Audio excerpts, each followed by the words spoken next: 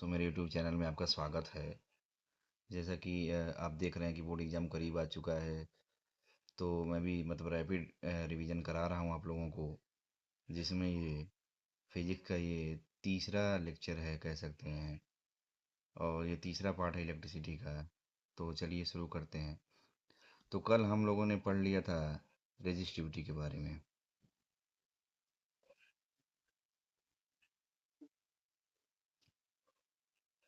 तो जैसा कि हमने देखा था कि रेजिस्टिविटी जो होता है इसको हम रिप्रेजेंट करते हैं। कैसे रिप्रेजेंट करते हैं? रिप्रेजेंट करते हैं रो से। रो ये सिंबल होता है, ठीक है। रो रो पढ़ते हैं इसको, प्रोनाउंसिएशन करने के लिए रो पढ़ते हैं। तो अब जैसे देखिए, हमने कल फार्मूला आपको बताया था क्या? R equal to rho L by ये फार्मूला मैंने बताया था। इस फार्मूला में रो यहाँ पे देखा था, रो क्या था? प्रॉपर्टी ऑफ मटेरियल था।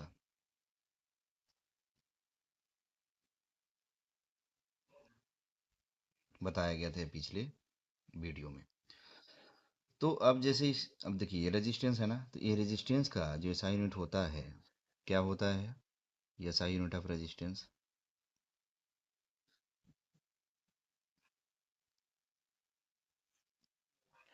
ओम होता है, जिसको रिप्रेजेंट करते हैं किससे? ओमेगा से। किससे रिप्रेजेंट करते हैं?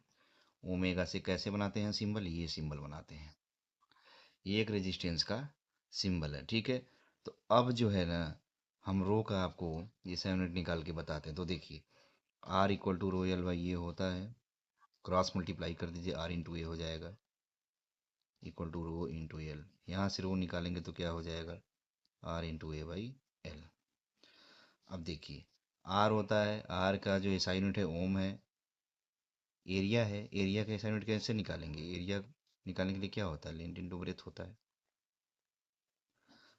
यही होता है ना।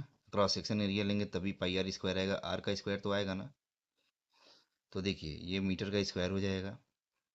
अपार में लेंथ का क्या होता है? मीटर होता है, तो 1 मीटर से 1 मीटर कट जाएगा, क्या बचेगा? ओम मीटर। क्या हो जाएगा?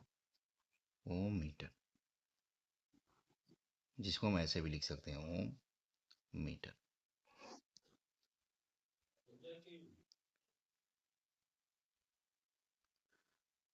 तो दोस्तों, अब resistances are connected in series, ये एक टॉपिक है, ये समझना है आपको। देखिए, इसको समझते हैं। तो देखिए, जो रेजिस्टेंस होता है ना, उसका सिंबल क्या होता है? ऐसे, ये ऐसे हम बनाते हैं, ठीक है। ये रेजिस्टेंस का सिंबल है।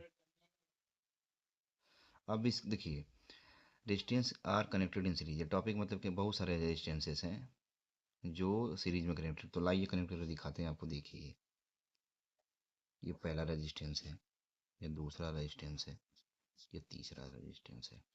3 रेजिस्टेंस ले लेते हैं, इसका नाम R1 दे देते हैं, इसका नाम R2 दे देते हैं, इसका नाम R3 दे देते हैं। अब इसे वोल्टेज भी लगाना पड़ेगा। अब दोस्तों ये देखिए, ये है प्लस टर्मिनल, जो बड़ी वाली प्लेट है इसको प्लस टर्मिनल, ये छोटी वाली को माइनस बोलते हैं। ये जो है कह सकते हैं कि बैटरी का सिंबल है। बैटरी का सिंबल लेते हैं, वोल्टेज दिखाएंगे, वोल्टेज हम प्रोवाइड कर रहे हैं यहाँ से, ठीक। तो जो करंट होगा ना, ये प्लस टर्मिनल से निकलेगा। प्लस टर्मिनल बोलते हैं, माइनस टर्मिनल इसको बोलते हैं। यहाँ से करंट आई जाएगा। तो दोस्तों देखिए, अब इसके अक्रॉस जो है ना, देखिए करंट तो सेम रहेगा।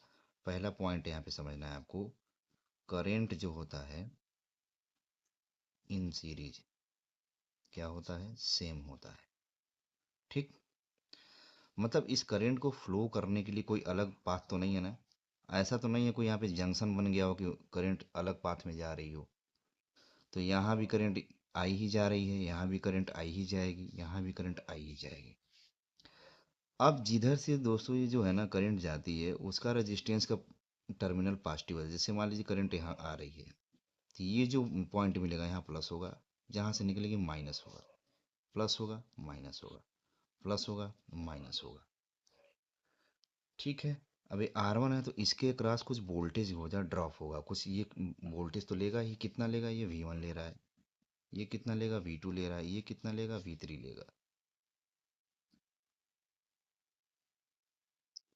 तो अब देखिए, अब जो है इसका डेरिवेशन करना है। तो करंट इन सीरीज से में आपको ये बात बहुत याद रखनी पड़ेगी, क्योंकि ये बहुत इंपॉर्टेंट बात है, इसी पे न्यूमेरिकल लगेगा।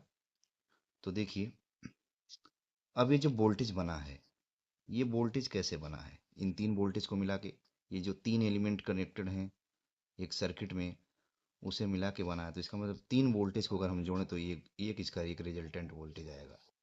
तो ये क्या आ गया? V1 plus V2 plus V3। ठीक है। अब by Ohm's law, by Ohm's law, Ohm's law के अनुसार क्या होता है mathematical expression? V equal to I into R, ये होता है। अब इसको जैसे मान लेते हैं फर्स्ट इक्वेशन, ठीक है, इसे फर्स्ट इक्वेशन मान लिए। अब V equal to I R यहाँ पुट करिए, तो V equal to I R हो गया यहाँ पे। तो V1 क्या हो जाएगा इस हिसाब से? करंट तो सेम रहेगा, रेजिस्टेंस अलग हो गया, आई आर वन हो गया। V2 क्या हो जाएगा? आई आर टू हो जाएगा। V3 क्या हो जाएगा? आई आर थ्री हो जाएगा। इस पूरे वैल्यू को उठा करके इस इक्वेशन में पुट करना है। तो V की जगह हमने आई आर तो पुट कर दिया, अब V1 की जगह आई आर वन हो जाएगा, V2 की जगह आई आर टू हो जाएगा, आर वन, आर टू और आर थ्री। आई से आई क्या होगा? कैंसिल हो गया। आर इक्वल टू क्या आया निकल के?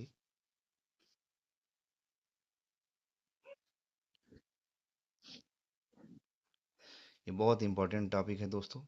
अब resistances are connected in parallel जो है देखेंगे।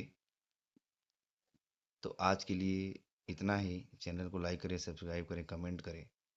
बाकी ऐसे ही अब सीरीज आती रहेगी, अब देखते रहें, अपनी रिवीजन करते रहें और आगे बढ़ते रहें। Thank you.